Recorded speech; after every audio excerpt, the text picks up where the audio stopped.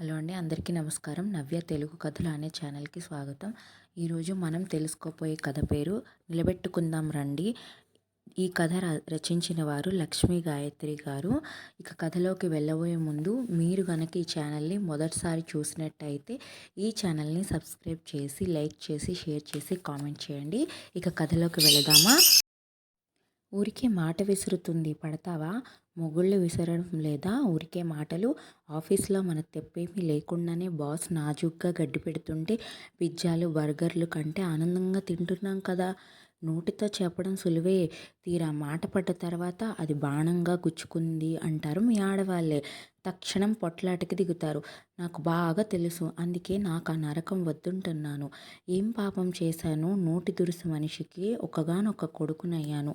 సొంత మేనమామే వాళ్ళక్క నోటి వాటానికి జడిసి పిల్లనివ్వనన్నాడు, పొమ్మన్నాడు. నేను కూడా పెళ్ళి వద్దు, పెటాకులు వద్దు, జీవితం ప్రశాంతంగా గడిచిపోతే అంతే చాలనుకున్నాను.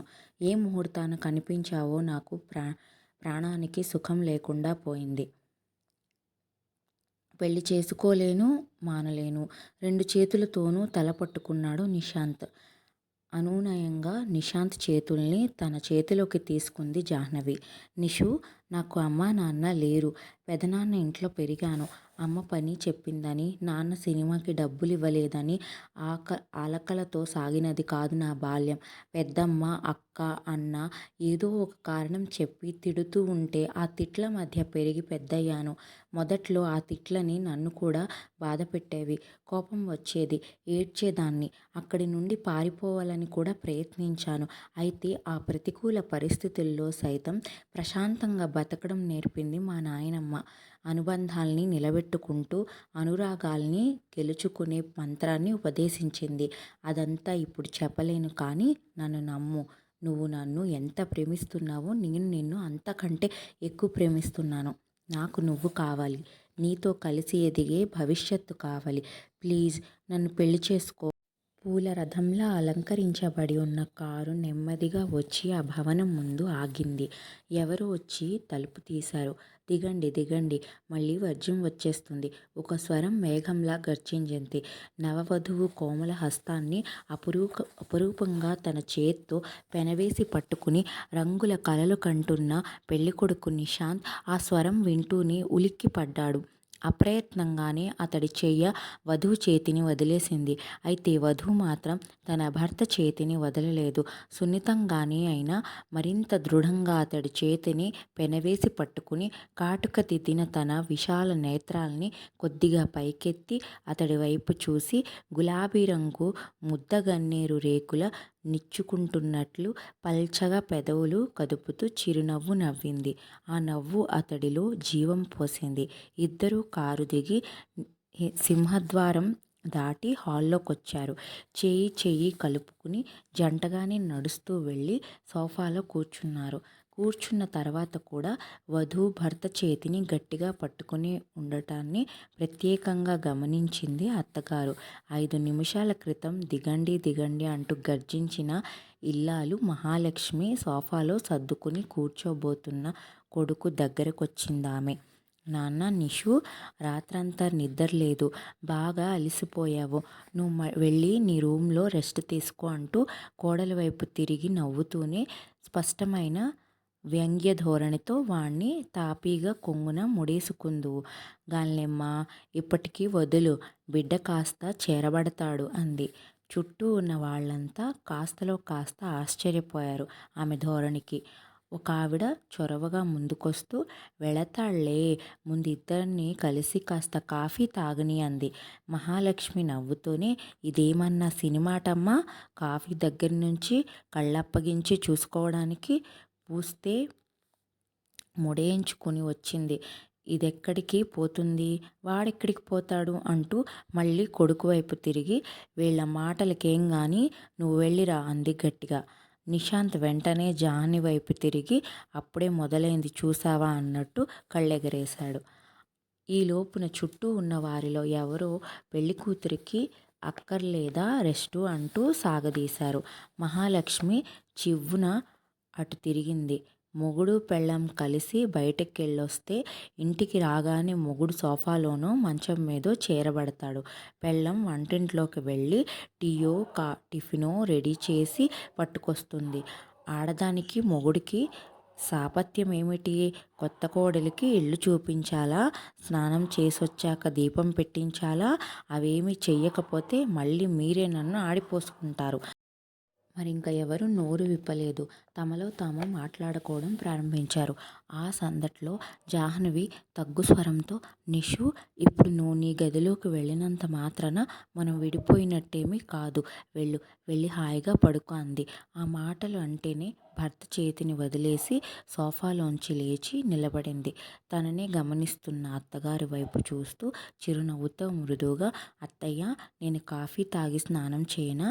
ముందే స్నానం చేసి రానా అంటూ అడిగింది.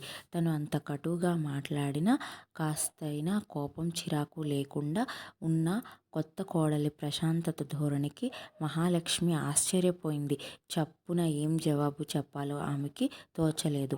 తల్లి మాటలకు తడుముకోవడాన్ని తొలిసారిగా చూస్తున్న నిశాంత్కి ఏదో భరోసాగా అనిపించింది.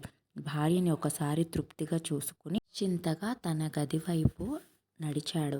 మహాలక్ష్మికి కోడలి వ్యవహారం ఏమిటో బొత్తిగా అంతుపట్టడం లేదు.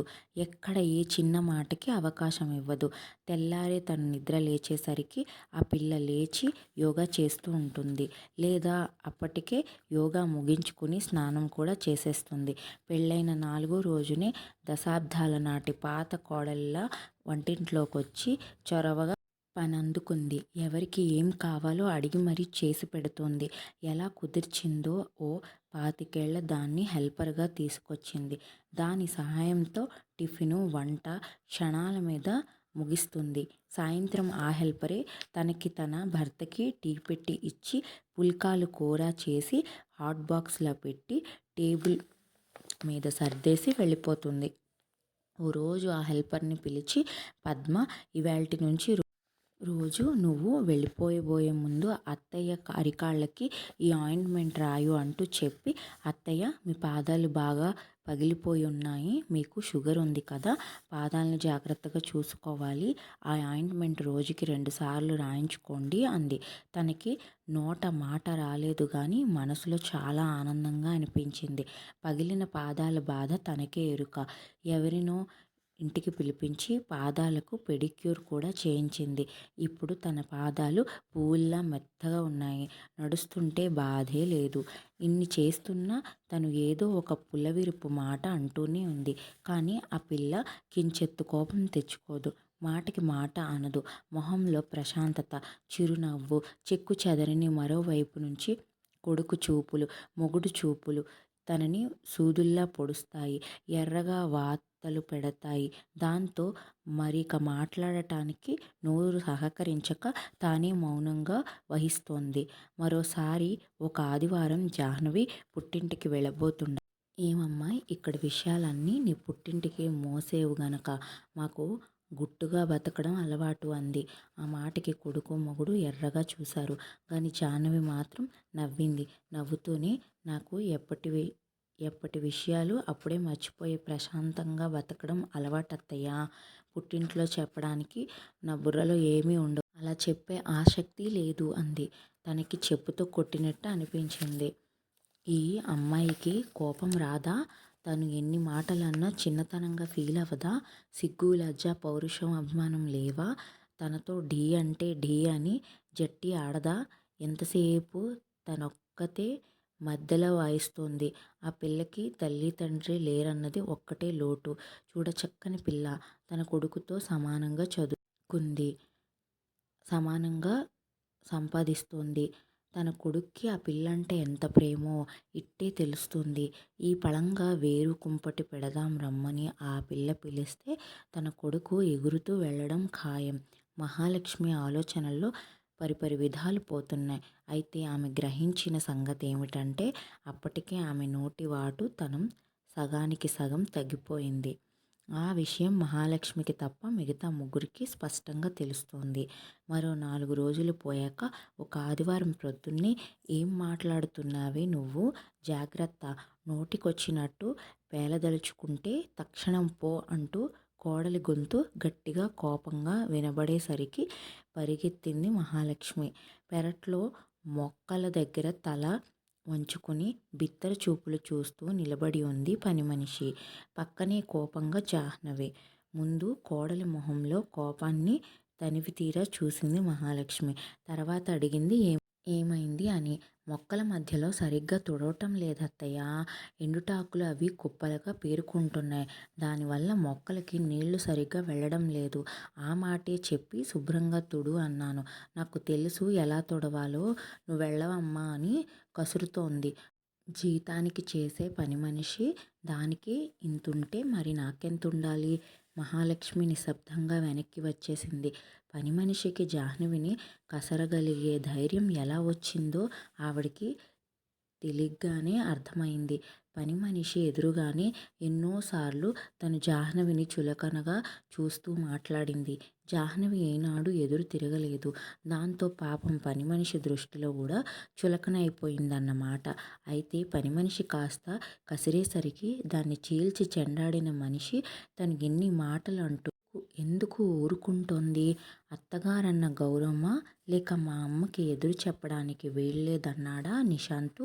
కారణం ఏదైనా గానీ అసలు ఆ పిల్లకి అంత సహనం ఎలా వస్తోంది?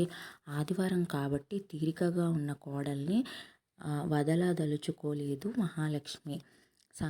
సంకోచించకుండా తన మనసులో మాట అడిగేసింది. అత్తగారి సందేహం విని జాహ్నవి వెన్నెలలా చల్లగా నవ్వింది. మీరు చెబుతున్న ఆ సహనం, ఓర్పు, ప్రశాంతత నాలో ఇంతలా పాతుకున్నాయంటే అందుకు పూర్తి కారణం మా నాయనమ్మేనత్తయ్యా. 1000 జన్మలకి నేను ఆవిడ రుణం తీర్చుకోలేను అంటూ ఇలా చెప్పడం ప్రారంభించింది. అమ్మా నాన్నకి నేనొక్కదాన్నే. వాళ్ళు యాక్సిడెంట్లో పోయే నాటికి నేను 10 ఏళ్లదాన్ని. మా పెదనాన్న నానమ్మ మాట్లాడుకుని నన్ను పెదనాన్న ఇంటికి తీసుకుపోయారు. మా నాన్న డబ్బున్నవాడే. పైగా యాక్సిడెంట్ కారణంగా ఇన్సూరెన్స్ డబ్బు వచ్చింది. అయితే ఆ లక్షలన్నీ నా చదువుకి పెళ్ళికి అని దాచేసి పెదనాన్నే నన్ను పోషించడం పెద్దమ్మకి ఇష్టం లేకపోయింది. ఆవిడ అన్న, అక్క ముగ్గురు నన్ను ఏదో ఒకటి అంటూనే ఉండేవారు. క్షణం కూర్చోనిచ్చేవారు కాదు. రాను రాను నాకు ఆ మాటలు భరించరానివయ్యాయి. ఒకసారి కోపం తెచ్చుకొని జట్టి ఆడేదాన్ని. ఒక్కోసారి తిండి మానేసి ఏడుస్తూ పడుకునేదాన్ని. ఒకసారి తెగించి ఓ రాత్రి వేళ పారిపోతుంటూ ఉండగా పట్టుబడ్డాను. ఆ పరిస్థితుల్లో నానమ్మ నాకు ధైర్యం నూరిపోయడంతో పాటు జీవిత పాఠాలు నేర్పడం ప్రారంభించింది. జాను, జీవితంలో మనల్ని చాలామంది చాలా రకాల కారణాలతో మాటలు అంటారు, తిడతారు, కసురుతారు. నువ్వు వాళ్ళ మాటలకి కోపం తెచ్చుకోవడం, ఏడవడం లాంటి పనులు చేస్తే నిన్ను మాటలతో బాధ పెట్టాలనుకునే వారి ఆశయం నెరవేరినట్టే. అంటే వాళ్ళే గెలిచారన్నమాట. వాళ్ళని ఓడించాలంటే నువ్వు ప్రశాంతతగా అనే ఆయుధ ప్రయోగాన్ని బాగా అభ్యసించాలి. వాళ్ళు తిడుతుంటే నువ్వు అసలు ఎందుకు పట్టించుకోవాలి? నువ్వు ఏ తప్పు చేయలేదు, వాళ్ళని బాధ పెట్టలేదు. అంచేత నిన్ను తిడుతున్న వాళ్ళు మూర్ఖులు అనుకుని ఏదీ పట్టించుకోకుండా చిరునవ్వు నవ్వుతూ ఉన్నావనుకో, నీ మనసు ప్రశాంతంగా ఉంటుంది. అవతలి వాళ్ళే వెర్రెక్కిపోతారు. బ్రిటిషు వారిని జయించడానికి గాంధీ మహాత్ముడు ప్రయోగించిన ఆయుధం ఇదే, అహింస. అరుపులు, కేకలు, మొత్తుకోడాలు, ఏడవడాలు సాధించలేని దాన్ని ప్రశాంతతతో సాధిస్తుంది. నువ్వు నీ జీవితాంతం ఈ మాట గుర్తుపెట్టుకో. రేపు పెద్దయ్యాక ఆఫీసులో పైవాడో, అత్తగారో, మొగుడో ఎవరైనా ఏదైనా అనవచ్చు. వాళ్ళు అన్నదాంట్లో నీ తప్పు ఉంటే నిన్ను నువ్వు సర్దిదిద్దుకో. నీ తప్పు లేకుండా వాళ్ళు మాటలు విసిరితే నిన్ను బాధ పెట్టాలన్నదే వాళ్ళ కోరిక అన్నమాట. ఆ కోరిక గాని నెరవేరిందా నువ్వు ఎందుకు పనికి రాకుండా పోతావు. వాళ్ళ మాటలు పట్టించుకోకుండా, కోపం తెచ్చుకోకుండా ప్రశాంతంగా ఉండటాన్ని అలవాటు చేసుకున్నావా, జీవితాంతం పైకి ఎదుగుతావు. నీ చుట్టూ వాతావరణం కూడా ప్రశాంతంగా ఉంటుంది. అవతలి వాళ్ళు కూడా నెమ్మదిగా మారుతారు. నీ పట్ల అభిమానం పెంచుకుంటారు. అంతే కదమ్మా. అయిన వాళ్ళతో సంబంధ బాంధవ్యాలు నిలబడతాయి. మాట పట్టింపులతో సంబంధాలు తెంపుకుని ఒంటరి బతుకు బతకడంతో సుఖమేముంది? ఇప్పుడు చాలామంది అలా అయిన వాళ్లతో తెగతంపులు చేసుకుని బతుకుతున్నారు. కానీ డాక్టర్లు, శాస్త్రవేత్తలు కూడా అది మంచిది కాదనే చెబుతున్నారు. అంచేత నీ వరకు నువ్వు నీకున్న బంధుత్వాన్ని నిలబెట్టుకోవడానికి ప్రయత్నించు.